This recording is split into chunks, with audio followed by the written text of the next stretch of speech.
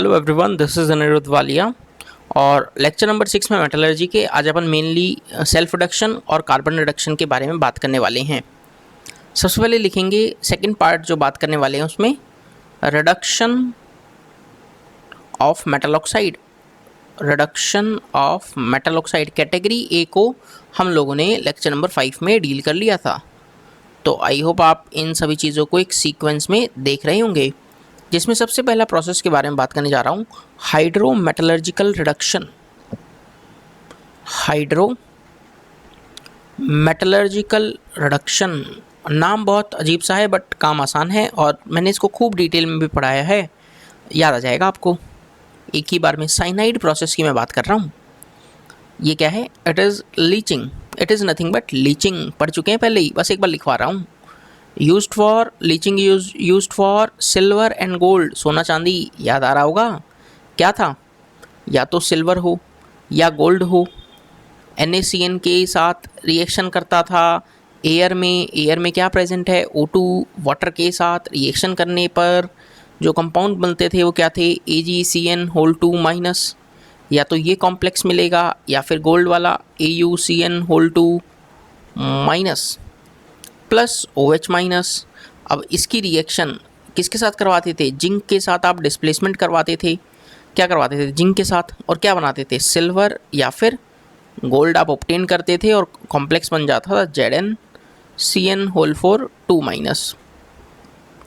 ये वाली रिएक्शन हम देख चुके हैं। आइए हम तो मेन मेथड पे आते हैं। सेकंड, सेल्फ रिडक्शन, जिसके बारे में थोड़ी सी खुल के बात करनी है। इम्पॉर्टेंट है, बोर्ड पॉइंट ऑफ व्यू से बहुत सारी चीज़ें बनती हैं, कम्पिटिटिव पॉइंट ऑफ व्यू से भी इम्पॉर्टेंट है। या इसको ऑटो रिडक्शन भी बोलते हैं। या सेल्फ रिडक्शन का मतलब कोई हमें बाहर से रिड्यूसिंग एजेंट लेने की ज़रूरत है नहीं। ऑटो खुद ही रिड्यूस हो जाएगा। कैसे? हम सबसे पहले लिखेंगे no external reducing agent is required. बाहर से कोई भी एक रिड्यूसिंग एजेंट की ज़रूरत नहीं है। No external reducing agent is required. यहाँ पर लिख दिया हमने required. Hence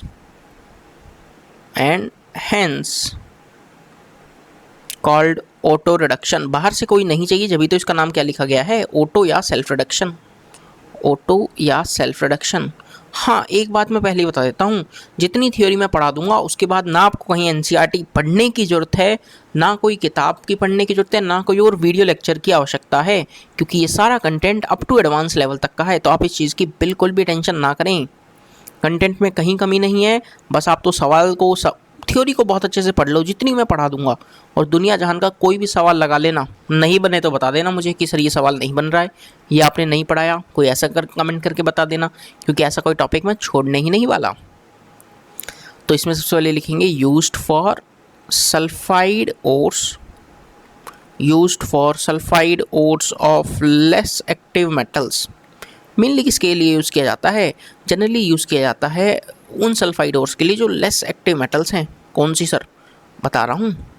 that is metals which have less affinity for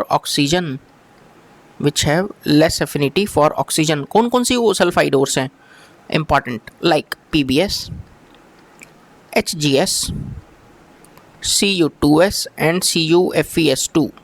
ये चारों ओर का नाम याद रखना, very very important. Self reduction में ये चार ओर बहुत इंपॉर्टेंट हैं। डायरेक्ट पूछता है। आगे लिखो इसमें metals like copper, lead, mercury. तीन ही तो मेटल्स की बात हो रही है, copper, lead, mercury. From sulphide ores can be obtained during roasting. Roasting last class में बात हुई थी। क्या था? खुले में एकदम रोस्ट करना, यानी फुल सप्लाई ऑफ ऑक्सीजन में मेटल को या मेटल सल्फाइड को हीट करना by modifying the process, by modifying the process itself क्या है बता रहा हूँ, लिखें यहाँ पर these metal sulfides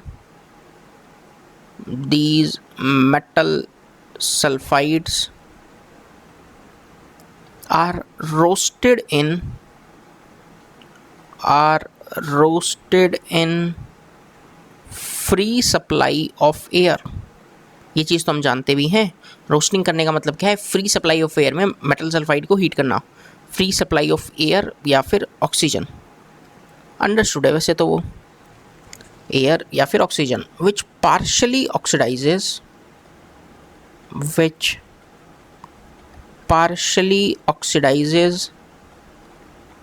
सल्फाइड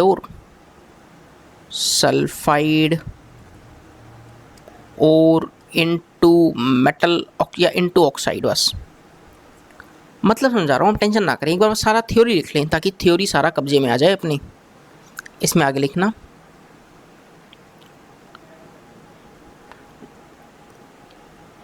ऐसे लिखना, the supply of oxygen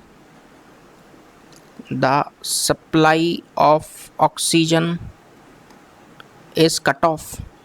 oxygen की सप्लाई को बंद कर देते हैं, and temperature is raised, temperature को बढ़ाते हैं। Now metal sulphide,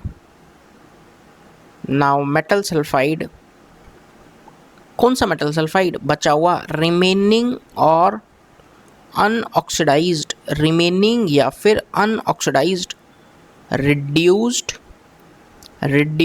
newly formed metal oxide और metal sulfate and gives liquid metal। अब समझना मेरी चीज़ को, सारा थ्योरी मैंने आपको लिखा है, अब जो लिखा है उसको साफ साफ सुंदर सुंदर आसान भाषा में, मेरी भाषा में समझ लो बस। अब आप, है ना, क्या बोलना चाह रहा हूँ मैं, ये तो सारा थ्योरी मैंने लिखवा दिया ताकि कल कोई यूँ ना कहे कि सर थ्योरी नहीं लिखवा है, सब समझा दिया। अब सुनना, 1 मिनट में समझ में आएगा। मान लो लेड का सल्फाइड है, लेड के सल्फाइड की पहले आप एकदम रोस्टिंग कर दीजिए। क्या करें, रोस्टिंग कर दो। रोस्टिंग कर दिया, रोस्टिंग करने से क्या होगा, क्या मेटल का ऑक्साइड बन जाएगा प्लस SO2 बन जाएगा? हाँ सर बन जाएगा, ये लिखा हमने। आप सबसे पहले मेटल सल्फाइड्स का रोस्टिंग करो तो क्या होगा, मेटल सल्फाइड पार्शली ऑक्सीडाइज होगा और ऑक्साइड में कन्वर्ट हो जाएगा। हो गया ऑक्साइड में कन्वर्ट। ये भी हो सकता है, ये भी हो सकता है, मेजर बनता है वैसे तो क्या होगा, लेड का ऑक्साइड। ये भी हो सकता है थोड़ा बहुत लेड का सल्फाइड ऑक्सीजन के साथ लेड सल्फेट बना ले, माइनर होता है हालांकि, ये क्या है, माइनर। अब ऑक्सीजन की सप्लाई को बंद कर दो और टेम्परेचर को बढ़ाओ। ऑक्सीजन की सप्लाई क्यों बंद कर रहे हैं बताता हूँ। जब आप ऑक्सीजन की सप्लाई बंद कर देंगे तो अब आपके पास क्या होगा, क्योंकि ये लेड का सल्फाइड पार्शली ऑक्सीडाइज हुआ है तो कुछ पार्ट ये बचा हुआ होगा और ऑक्सीजन की सप्लाई को बंद कर दिया। बचे हुए लेड सल्फाइड की रिएक्शन हम बने हुए मेटल के ऑक्साइड के साथ करवाते हैं और लिक्विड मेटल ऑब्टेन करते हैं। मतलब अब आप रिमेनिंग या अनऑक्सीडाइज्ड लेड सल्फाइड है उसकी रिएक्शन आप करेंगे लेड ऑक्साइड के साथ या PbSO4 के साथ जो बचा हुआ है और ऑब्टेन करेंगे lead which is in liquid state plus SO2 gas बाहर। ऐसा क्यों कर रहे हैं, अब ध्यान से देखें, हम बाहर से कोई भी रिड्यूसिंग एजेंट यूज़ नहीं कर रहे हैं, इसीलिए तो प्रोसेस का नाम है auto reduction. No external reducing agent is required. यानी कौन है रिड्यूसिंग एजेंट? अरे ध्यान से सोचो, रिड्यूसिंग एजेंट रिड्यूस करता है। सल्फर -2 में था +4 में पहुंच गया, ऑक्सीडाइज हो गया। लेड जो +2 में बैठा था वो जीरो ऑक्सीडेशन स्टेट में चला गया। यानी खुले में आप लिख सकते हैं कि sulphide ion S2- acts as reducing agent. RA मतलब रिड्यूसिंग एजेंट। क्या इंपॉर्टेंस समझ में आई? जो थ्योरी लिखवाई थी वो एक बार में क्लियर हो गई, चमक गई होगी एकदम सारी थ्योरी दिलो दिमाग में। आगे बढ़ो, आगे बढ़ो, फिर लिखो। मान लो कॉपर का सल्फाइड है, ऑक्सीजन के साथ रिएक्शन किया, क्या क्या बन सकता है? कॉपर का ऑक्साइड बन सकता है, Cu2O बन सकता है, CuO बन सकता है, CuSO4 बन सकता है। हालांकि ये दोनों माइनर बनते हैं, माइनर अमाउंट में बनते हैं। मेजर कौन बनता है? Cu2O, ये मेजर है। ऐसा करने के बाद SO2 गैस लिबरेट होगी। अब ऑक्सीजन की सप्लाई को बंद करो, अब ऑक्सीजन की सप्लाई को बंद करो। बचा हुआ अनऑक्सीडाइज्ड या remaining copper sulphide copper oxide के साथ रिएक्शन कर कर क्या करेगा, क्या करेगा? कॉपर लिक्विड वाला ऑब्टेन करेगा प्लस SO2 गैस बाहर, और इस लिक्विड कॉपर को ही ब्लिस्टर कॉपर बोलते हैं। ब्लिस्टर कॉपर, ब्लिस्टर कॉपर बोला जाता है। क्या आप लोगों को ये बात पता लगी? क्या आप लोगों को ये बात क्लियर हो गई है दोस्तों? तो सेल्फ रिडक्शन का प्रोसेस समझ में आया? वहाँ ये वापस वही लिखेंगे कि H2- acts as reducing agent. Now अब बात करने जा रहे हैं थर्ड, वेरी वेरी इंपॉर्टेंट, मज़ेदार, इंटरेस्टिंग, काफ़ी इंपॉर्टेंट, इंपॉर्टेंट टिक करना, बहुत ही सुंदर नाम, कार्बन रिडक्शन।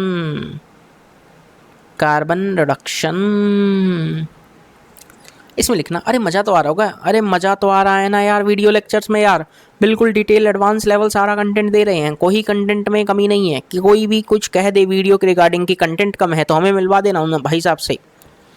सुनना भी यहाँ से, कार्बन रिडक्शन खुले में पढ़ें, आराम से पढ़ें, कोई डरने की आवश्यकता नहीं। आनंद ना आ रहा हो तो बताओ। Carbon, carbon is one of the cheapest reducing agent. काफ़ी सस्ता रिड्यूसिंग एजेंट है, चीपेस्ट है रिड्यूसिंग एजेंट। अरे हाँ सर, ऑर्गेनिक में काश कार्बन ना होता, ऑर्गेनिक में काश कार्बन ना होता तो आज ऑर्गेनिक केमिस्ट्री पढ़नी ही नहीं पड़ रही होती, इतनी रिएक्शन याद ही नहीं करनी पड़ रही होती। अरे यार ऐसा मत बोलो, उसका भी अलग आनंद है। आगे लिखेंगे carbon monoxide formed also act as reducing agent. जो कार्बन ऑक्साइड बनती है वो भी रिड्यूसिंग एजेंट की तरह एक्ट कर सकती है। किसके लिए जनरली यूज़ करते हैं उसके बारे में लिखते हैं। Used for metal oxides, used for metal oxides like Fe2O3, SnO2, PbO, ZnO, zinc oxide, lead oxide, tin oxide, etcetera. Now again next important point, due to high melting point, due to high melting point of iron, high temperature, melting point बहुत ज़्यादा है iron का, तो high temperature, फिर भी कितना high ये तो पता हो। सोचो सोचो, 2200 डिग्री सेल्सियस रहता है यार, बहुत खतरनाक है। Due to the high melting point of the iron around 2200 degree Celsius, high temperature is generated, high temperature is generated which requires the blast furnace। Iron की मेटलर्जी में आप जो फर्नेस यूज़ करते हैं उसका नाम है ब्लास्ट फर्नेस। एक और फर्नेस का नाम मैंने लास्ट वीडियो में लिया था, दैट इज़ रिवर्बरेटरी फर्नेस। जब नॉर्मल टेम्परेचर्स पे रिएक्शंस हो रही हो, मेटलर्जी करवा रहे हैं, एक्सट्रैक्शन करवा रहे हैं, तो नॉर्मली रिवर्बरेटरी फर्नेस यूज़ करते हैं।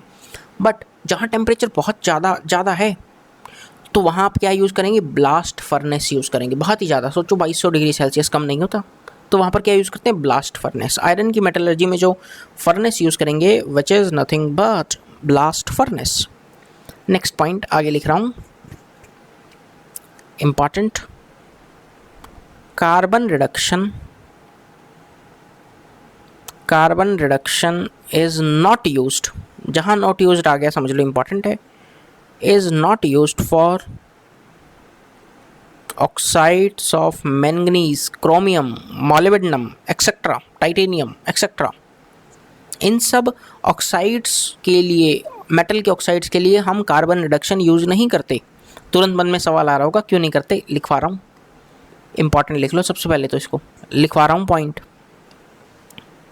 Manganese, chromium, titanium, molybdenum etcetera metals have stronger affinity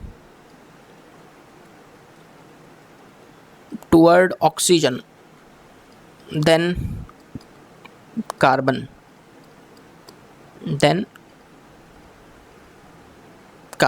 अरे इसको इधर लिख देते हैं देन कार्बन। नेक्स्ट पॉइंट, ये वाला इंपॉर्टेंट है। Due to high temperature requirement,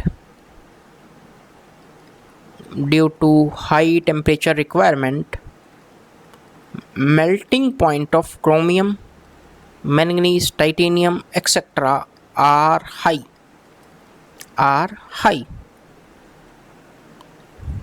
These metals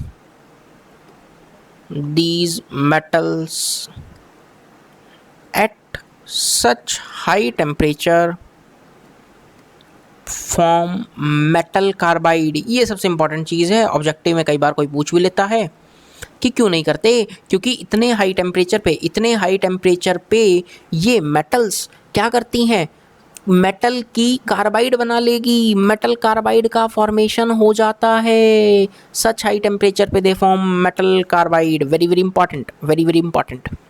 एक बहुत सुंदर सवाल बनता है बोर्ड लेवल में भी, और वैसे भी बहुत सुंदर सवाल है, मैं लिखने जा रहा हूँ।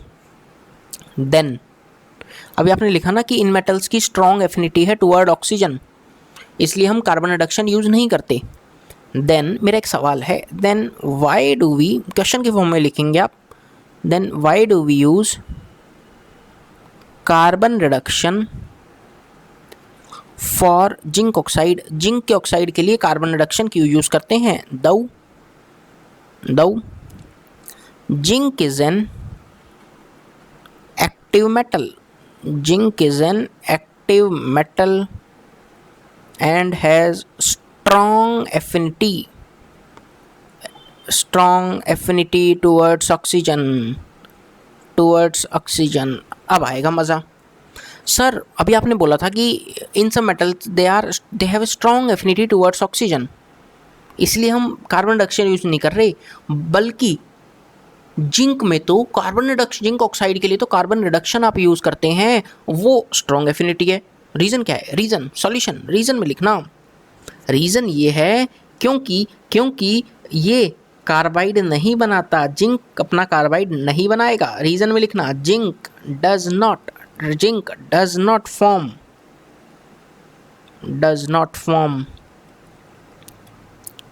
कार्बाइड क्यों नहीं बनाता? कार्बन का साइज है छोटा, जिंक का है बड़का। Due to its large size क्या है इसका? बड़ा। साइज बड़ा होने के कारण ये क्या नहीं बनाता? कार्बाइड नहीं बनाता है। अगला इंपॉर्टेंट पॉइंट मैं यहाँ पे लिखवाना चाहूँगा, और इसको नोट करके लिखना। नोट वाली चीज़ें इंपॉर्टेंट रहती हैं। Carbon reduction is not used for sulfides of copper. Example, Cu2s, CuFeS2। हाँ सर, इनके लिए तो अभी देखा था सेल्फ रिडक्शन यूज़ करेंगे। हाँ, तो ये जेईई एडवांस का है, आईआईटी का पूछा हुआ बात है ये, आईआईटी का, कि carbon reduction is not used for the sulphide of copper. Example, copper sulphide या CuFeS2। क्यों इनके लिए क्या यूज़ करते हैं? फॉर, इसमें फुल स्टॉप लगा के लिखना, या अगली लाइन में लिख लेना, फॉर CuFeS2 या कॉपर सल्फाइड, वो चाल्कोपाइरेट था। वी यूज़ सेल्फ रिडक्शन, अभी तो पढ़ के आए हो, हम सेल्फ रिडक्शन यूज़ करते हैं to obtained copper metal, copper metal को ऑब्टेन करने के लिए हम क्या यूज़ करते हैं? Self reduction. पढ़ के भी आए हैं आप लोग। नेक्स्ट, आई थिंक ये नंबर 3 था, थर्ड। नेक्स्ट अपने आप में important, 4th। Sir red pen से क्यों लिख रहे हो? खतरा है। अरे रुको तो सर, आसान है। Reduction bye aluminium. एल्यूमिनियम काफ़ी नामी गिरामी नाम है, थर्माइट प्रोसेस के नाम से जाना जाता है। सुंदर सुंदर अक्षरों में लिखेंगे।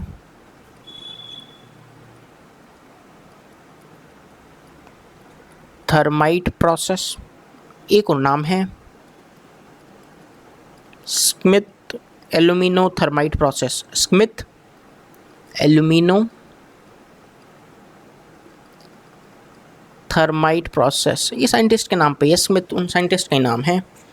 अब देखना यहाँ पर अपने आप में इम्पॉर्टेंट है ऑक्साइड्स ऑफ। अच्छा सर, ये इसकी ज़रूरत क्या पड़ी? ज़रूरत मैं बताता हूँ। ज़रूरत यहाँ से पड़ी है यार इसकी। अभी आपने क्या देखा?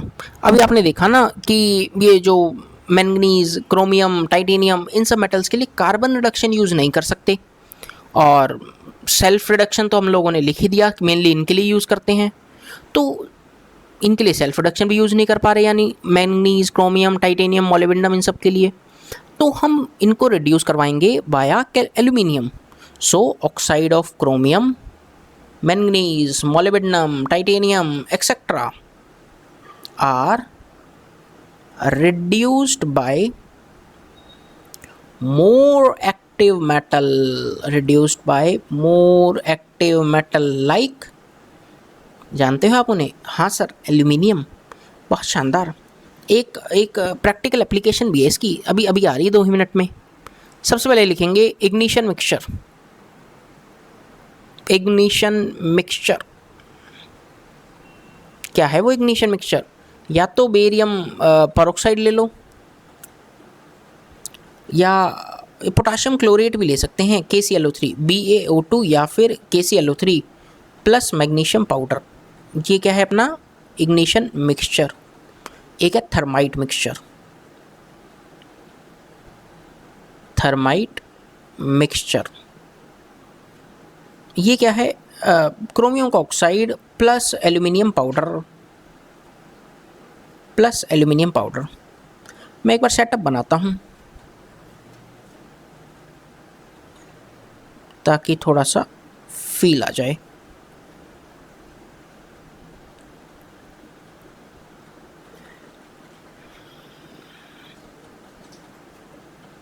डायग्राम देखना आप।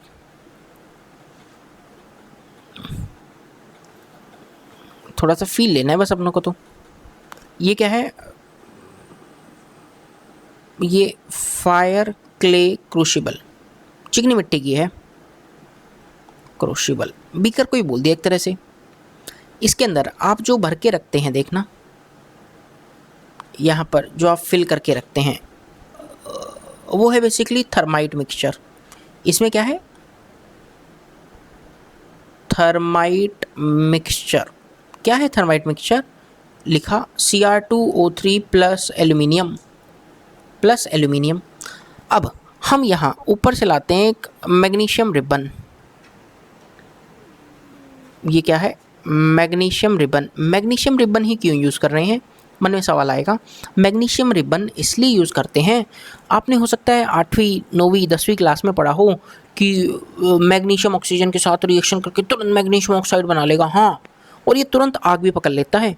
तुरंत भाई इग्नाइट करना है ना, एक बार स्पॉन्टेनियस रिएक्शन है, एक बार इग्नाइट करने के बाद ये तुरंत आग पकड़ लेगा बढ़िया से। इग्नाइट करने के लिए क्या यूज़ करेंगे? इग्नाइट करने के लिए आप यूज़ करेंगे इग्निशन मिक्सचर। यानी आप जब इसके अंदर मैग्नीशियम रिबन के अंदर इग्निशन मिक्सचर डालते हैं, कौन है इग्निशन मिक्सचर? अभी आपको लिखा ignition mixture BaO2 plus magnesium ले लिया, तो तुरंत आग जल जाती है, आग जल जाती है, आग लग जाती है और थर्माइट रिएक्शन हो जाएगी। कैसे होगी अब समझना। रिएक्शन कैसे होगी वो मैं आपको बताता हूँ। मान लो बेरियम ऑक्साइड था, बेरियम पर ऑक्साइड था, मैग्नीशियम के साथ रिएक्शन की, बेरियम का ऑक्साइड बनाया BaO प्लस मैग्नीशियम ऑक्साइड बनाया, प्लस हीट रिलीज़ हुई। भाई हीट भी तो रिलीज़ होगी, या KClO3 यूज़ करते, KClO3 भी है, मैग्नीशियम के साथ रिएक्शन करेगा, KCl बनाएगा, प्लस मैग्नीशियम का ऑक्साइड प्लस हीट। जो ये हीट, याद रखना, जो ये हीट यहाँ से रिलीज़ हो रही है, जो ये हीट यहाँ से रिलीज़ हो रही है, यही काम आएगी रिएक्शन के अंदर। यही हीट काम आएगी हमारी थर्माइट मिक्सचर में आग लगाने के लिए बाहर से कुछ नहीं आएगा भैया। यानी chromium oxide plus aluminium reaction करेगा और आपको ऑब्टेन करेगा chromium liquid plus Al2O3 plus heat. दोबारा बताता हूँ, कंफ्यूज मत होना, मैं एक बार में दोबारा एक्सप्लेन कर देता हूँ। सेटअप बैठाया, थर्माइट मिक्सचर इसके अंदर डाला आपने बॉक्स में, मैग्नीशियम रिबन लाए, इग्निशन मिक्सचर डाला, आग लग गई, हीट रिलीज़ हुई होगी। जो हीट वहाँ पे रिलीज़ हो रही है, जो हीट यहाँ पर रिलीज़ हो रही है वही यहाँ पर यूज़ करते हैं। यही वो हीट है जो इस रिएक्शन को करवाने में काम आती है। क्लियर। सबसे इंपॉर्टेंट चीज़ यहाँ पर एल्यूमिनियम का रोल क्या है। जैसे ये तो क्रोमियम ऑक्साइड हो गया, मान लो मैंगनीज ऑक्साइड होता Mn3O4, एल्यूमिनियम के साथ रिएक्शन करवाते, एल्यूमिनियम के साथ रिएक्शन करवाते मैंगनीज लिक्विड मिल जाता प्लस Al2O3 प्लस हीट। अब यहाँ पर इंपॉर्टेंट चीज़, एल्यूमिनियम किसकी तरह काम कर रहा है, एक ऑक्सीडाइजिंग एजेंट या रिड्यूसिंग एजेंट की तरह। सोचो, एल्यूमिनियम ने क्रोमियम को रिड्यूस करवा दिया, जो +3 में बैठा था उसको रिड्यूस करवा दिया। तो क्या यहाँ पर एल्यूमिनियम एक रिड्यूसिंग एजेंट की तरह काम कर रहा है। वेरी इंपॉर्टेंट, पूछते हैं, स्टेटमेंट की फॉर्म में आएगा कि in thermite process aluminium acts as oxidising agent, reducing agent, both, none of these. खुले में लिखना भैया, बिना डरे, रिड्यूसिंग एजेंट की तरह काम करते हैं। बोलो क्या याद रखेंगे। जब ये वाला चीज़ तो याद रख लेना, अब तो बता ही दिया मैंने आपको। अरे हाँ सर, इसी तरह एक रिएक्शन वो लिखता हूँ, Fe2O3 प्लस एल्यूमिनियम के साथ रिएक्शन करके आयरन लिक्विड फॉर्म में बना लेगा प्लस Al2O3 प्लस हीट बाहर। इम्पॉर्टेंट चीज़ यहाँ पे देखना, ये वाली रिएक्शन जो है ना, ये वाली रिएक्शन ज़रा हटके है, बताता हूँ कैसे। लिखता हूँ उसके रिगार्डिंग 2 शुभ लाइनें। This reaction is not commercially used for the production of iron metal. ये रिएक्शन जनरली हम यूज़ नहीं करते आयरन मेटल को प्रोड्यूस करने के लिए। लिखो इस चीज़ को, this reaction is not commercially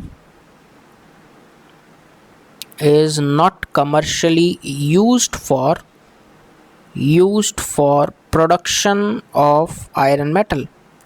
तो क्या काम आती है ये रिएक्शन, बता रहा हूँ, तो क्या काम आएगी। Rather this reaction, important function है, इंपॉर्टेंट रिएक्शन है। Rather this reaction is used for joining या वेल्डिंग रेलवे रोड्स या रेल रोड्स। जो रेल की पटरी है ना, उनमें कई बार मतलब गैप आ जाता है, तो उस गैप को भरने के लिए रिएक्शन कैरी आउट करवाते हैं और आयरन लिक्विड फॉर्म में जो निकला है वो उन रेल की पटड़ी में जो गैप आ गया है उसके अंदर फिल कर देते हैं। थर्माइट वेल्डिंग भी बोलते हैं इसको, थर्माइट वेल्डिंग। मान लो रेल चल रही है, पटड़ी थी, रेल की पटरी थी, बीच में गैप्स आ गए, क्रैक आ जाते हैं कई बार, तो रिएक्शन करवाते हैं, लिक्विड फॉर्म में जो आयरन निकल रहा है वो इसमें फिल करवा देते हैं और वापस ज्वाइन हो जाती हैं रेल की पटरियाँ। ये काम आती है रिएक्शन। याद रखना, इस रिएक्शन का मेन पर्पस क्या है, for joining rail roads. Clear. आगे लिखेंगे, magnesium and sodium are used as reducing agent. Magnesium और सोडियम रिड्यूसिंग एजेंट की तरह काम आते हैं। TiCl4 टाइटेनियम का क्लोराइड है, 2 मोल मैग्नीशियम का यूज़ करेंगे। नेमिंग प्रोसेस है क्रोल्स प्रोसेस, बस नाम याद रखना है, क्रोल्स प्रोसेस। टाइटेनियम लिक्विड फॉर्म में ऑब्टेन होगा प्लस 2 मोल्स ऑफ MgCl2 बाहर। यहाँ पर मैग्नीशियम किसकी तरह काम कर रहा है, टाइटेनियम को रिड्यूस करवा दिया, एक्ट्स एज रिड्यूसिंग एजेंट, लिख भी दिया है ऊपर। एक और इम्पॉर्टेंट है, यदि सोडियम यूज़ करते हैं, TiCl4 की रिएक्शन यदि सोडियम के 4 मोल सोडियम के साथ करवाता हूँ, नाम याद रखना बस, IMI प्रोसेस। IMI क्या है, इंपीरियल मेटल इंडस्ट्री, उस इंडस्ट्री का नाम है IMI। कोई पूछेगा नहीं, इतना बस डायरेक्ट याद रखना। टाइटेनियम लिक्विड में मिलता है plus 4 moles of sodium chloride मिल जाता है। यहाँ पर भी सोडियम किसकी तरह एक्ट कर रहा है, sodium acts as reducing agent. Clear. Next, ये आई थिंक नंबर कौन सा था, 4th। हम नेक्स्ट मेथड की बात करेंगे, इलेक्ट्रोलिटिक रिडक्शन। इंपॉर्टेंट है। इलेक्ट्रोलिटिक रिडक्शन थोड़ा सा एक्सपेंसिव है। An expensive method as electricity is consumed in electrolysis। यार हम इलेक्ट्रोलाइसिस करवा रहे हैं तो इलेक्ट्रोलिटिक रिडक्शन है, यानी इलेक्ट्रिसिटी की हेल्प से रिडक्शन करवाना, और इलेक्ट्रिसिटी तो कंज्यूम होगी यार, इसलिए यार थोड़ा सा कॉस्टली पड़ता है। यूज़ करते हैं क्या? हाँ करते हैं। Used for highly active metals, used for highly active metals like S block elements या S block metals। S block metals के लिए यूज़ करते हैं। एंड एल्यूमिनियम कौन सी स्टेट में? या तो फ्यूज्ड में हो या मोल्टन स्टेट में हो। फ्यूज्ड या मोल्टन स्टेट में एल्यूमिनियम रहेगा, उसके लिए भी ये इलेक्ट्रोलिटिक रिडक्शन हम यूज़ करते हैं। दिमाग में रखेंगे ये वाला चीज़। यानी कौन कौन हो गया? एस ब्लॉक में देखो, एस ब्लॉक में बात करूँ तो ग्रुप 1 आ गया, ग्रुप 2 आ गया और एक एल्यूमिनियम आ गया, है ना। अब एक एलिमेंट के बारे में थोड़ा सा जानते हैं। मान लो सोडियम के लिए यूज़ कर रहा हूँ। सोडियम कहाँ से ऑब्टेन करेंगे? आप सोडियम ऑब्टेन करेंगे फ्रॉम NaCl। सोडियम क्लोराइड से यूज ऑब्टेन करेंगे सोडियम को, और इसी के अंदर कैल्शियम क्लोराइड हम ऐड कर देते हैं। CaCl2 is added to decrease melting point, CO2 क्या काम आता है? मेल्टिंग पॉइंट को डिक्रीज करने में। प्रोसेस का नाम है डाउन्स प्रोसेस। क्लियर? ये तो सोडियम के रिगार्डिंग बात हुई। आगे चलते हैं। सेम काम मान लो मैग्नीशियम के लिए करते हैं। मैग्नीशियम कहाँ से ऑब्टेन करेंगे? From magnesium chloride. आप मैग्नीशियम क्लोराइड से भी मैग्नीशियम ऑब्टेन कर सकते हैं। अगेन आप इसमें थोड़ा सा इम्प्योरिटी ऐड करते हैं, which is generally NaCl and CaCl2। Sodium chloride और कैल्शियम क्लोराइड आर यूज्ड। क्या काम आता है? वही क्या काम आएगा इसमें लिखते हैं, added to reduce melting point of the metal,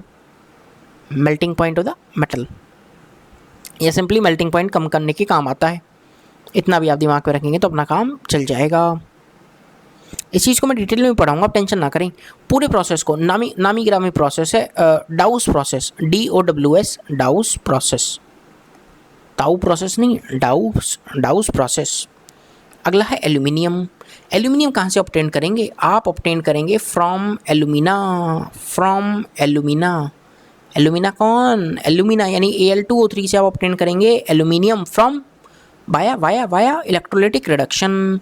आप यहाँ पर यूज़ करते हैं क्रायोलाइट। जैसे यहाँ पर NaCl प्लस CaCl2 यूज़ किया, सोडियम के केस में अपन लोगों ने CaCl2 यूज़ किया, इसी तरह यहाँ पर यूज़ करते हैं क्रायोलाइट। पहली वीडियो में क्रायोलाइट बताया भी था। Na3Al(F6) is added. फंक्शन क्या है? वही, to decrease the melting point and to increase the conductivity. पूरे प्रोसेस का नाम है हॉल-हेराल्ट प्रोसेस। डिटेल में पढ़ेंगे, आप टेंशन ना करें। हॉल-हेराल्ट प्रोसेस छोटा मैंने आपको आइडिया दिया है। बोलो क्या इतना बात दिमाग में रखेंगे? अब मैं थोड़ा सा आगे चल रहा हूँ, है ना। अब थोड़ा सा इधर चलते हैं। नोट करके एक बात लिखना, नोट करके। S block metals, aluminium etcetera. S block के मेटल्स एंड एल्यूमिनियम जनरली हम इलेक्ट्रोलिटिक रिडक्शन से ऑब्टेन करते हैं। S block metals, aluminium etcetera can be obtained bye electrolysis from their aqueous salt solution। मतलब समझना इसका क्या है? आप एस ब्लॉक के मेटल्स या एल्यूमिनियम को यहाँ पे कैन नॉट आएगा, sorry, can not be obtained can not be obtained by electrolysis from their aqueous salt solution. Reason मैं आपको बताऊंगा, मेटल इसका रीज़न है इलेक्ट्रोकेमिस्ट्री, समझना। जैसे एग्जांपल सुनना, मान लो मैं NaCl मोल्टन स्टेट में ले रहा हूँ, मोल्टन स्टेट यानी लिक्विड स्टेट। मैंने NaCl को मोल्टन स्टेट में लिया, हुआ क्या, आपने इसका इलेक्ट्रोलिसिस करवाया। यार इलेक्ट्रोलिसिस में क्या होता है, एक कैथोड होता है और एक एनोड होता है। कैथोड पर क्या होगा सर, कैथोड पे रिडक्शन हो जाएगा, यानी सोडियम प्लस एक इलेक्ट्रॉन को ऑब्टेन कर कर सोडियम में कन्वर्ट हो जाएगा। एनोड पर सोचना, एनोड पर क्या होगा, ऑक्सीडेशन हो जाएगा, Cl माइनस जो देगा अपने को क्या देगा, हाफ Cl2 गैस देगा by the release of 1 electron.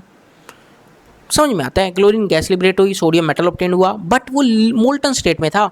But आप ये मेटल्स कब ऑब्टेन हुआ है, जब वो मोल्टन स्टेट में है। यदि मैं उसी का एक्वस सॉल्ट सॉल्यूशन ले लूँ, क्या ले लूँ, एक्वस सॉल्यूशन ले लूँ, तो मेटल्स ऑब्टेन नहीं होंगी। रीज़न समझना, अभी आपको मज़ा भी आएगा। यहाँ पर हम एक पेज ऐड करना चाहेंगे। रीज़न यहाँ पे देखना, मान लो मैंने NaCl लिया और एक्वस फॉर्म में, NaCl जब एक्वस फॉर्म में लिया और अब इसका क्या करवा रहा हूँ, इलेक्ट्रोलिसिस। क्या करवा रहे हैं, electrolysis using inert electrodes. Electrochemistry पढ़ ली है ना, हैं बिना इलेक्ट्रोकेमिस्ट्री। और इनर्ट इलेक्ट्रोड कौन सी ले रहे हैं, प्लेटिनम ले रहे हैं। कैथोड पर क्या होगा, याद रखना, एस ब्लॉक का कैटायन रहता है तो हमेशा हाइड्रोजन गैस लिबरेट होती है। मैंने इलेक्ट्रोकेमिस्ट्री में सब बताया है इलेक्ट्रोलिसिस करना। तो यहाँ पर हाइड्रोजन गैस लिबरेट हो जाती है कैथोड पर। और एनोड पर तो भैया हमारी प्यारी chlorine gas, 2Cl minus Cl2 gas liberate होगी प्लस 2 इलेक्ट्रॉन। यानी जब भी आप एक्वस सॉल्यूशन ले रहे हैं तो आपको मेटल नहीं मिल रहा, हाइड्रोजन गैस मिल रही है। क्लियर है। नाउ बस एक छोटा सा लास्ट पॉइंट लिखवा रहा हूँ, अगेन नोट करके आप लिख सकते हैं इस चीज़ को। ऑल्सो यूज्ड, कौन सा, यही इलेक्ट्रोलिटिक रिडक्शन मेथड को भी हम यूज़ कर सकते हैं। किसके लिए, for copper zinc from their salts in aqueous solution, but used only when, ये चीज़ इंपॉर्टेंट है, used only when high purity copper zinc are needed। जब आपको कॉपर और जिंक बहुत ही ज़्यादा प्योर चाहिए तो आप इस मेथड का यूज़ कर सकते हैं। जनरली क्यों नहीं यूज़ करते, because it is costly, expensive method बताया था ना, इट इज़ कॉस्टली एक्सपेंसिव। और इसी के साथ हम लोगों ने क्या कंप्लीट किया, अपने सारे मेथड्स को कंप्लीट किया। कॉपर और जिंक यदि बहुत हाई प्योरिटी फॉर्म में चाहिए, काफ़ी प्योर ऑब्टेन करना है, तो आप इलेक्ट्रोलिटिक रिडक्शन यूज़ कर लेना, मिल जाएगा। क्लियर। तो इसी के साथ हमने काफ़ी सारे ये मेथड्स को कंप्लीट किया है और अगली क्लास में आपको बहुत ही शानदार, बहुत ही बेहतरीन टॉपिक, और यूँ मान लेना काफ़ी इंपॉर्टेंट टॉपिक हम स्टार्ट करने जा रहे हैं, विच इज़ लेक्चर नंबर 7। तो लेक्चर नंबर 7 में हम इसको आगे प्रोसीड करेंगे। उम्मीद कर रहा हूँ इस सारा कंटेंट आपको मज़ा आ रहा होगा, बहुत सारी चीज़ें सीखने को मिल रही होंगी। और दोस्तों इसी तरह से साथ बने रहना और वीडियो लेक्चर्स को देखते रहना। और मैं आपको बता भी देता हूँ, जैसा कि आप यहाँ पर देखेंगे, मेरे YouTube चैनल पे मैं लगभग कौन से चैप्टर अपलोड कर चुका हूँ वो बता देता हूँ। सॉलिड स्टेट में पूरा पढ़ा चुका हूँ, सॉल्यूशन में पढ़ा चुका हूँ, electrochemistry, kinetics, surface chemistry, metallurgy अपना चल रहा है। इन सब की वीडियो डिस्क्रिप्शन में लिंक दे रखी है। P block elements, haloalkanes, haloarenes, alcohol, phenol, ether सब अवेलेबल है। आप वीडियोस को देखें, आनंद उठाएं। वीडियो के डिस्क्रिप्शन में सारे चैप्टर्स की लिंक मैंने अपलोड कर दी है। और अपने दोस्तों के साथ भी वीडियो शेयर करें ताकि उन्हें भी बेहतरीन कंटेंट मिल सके। Till then stay safe, bye bye, take care, मिलते हैं अगली वीडियो में।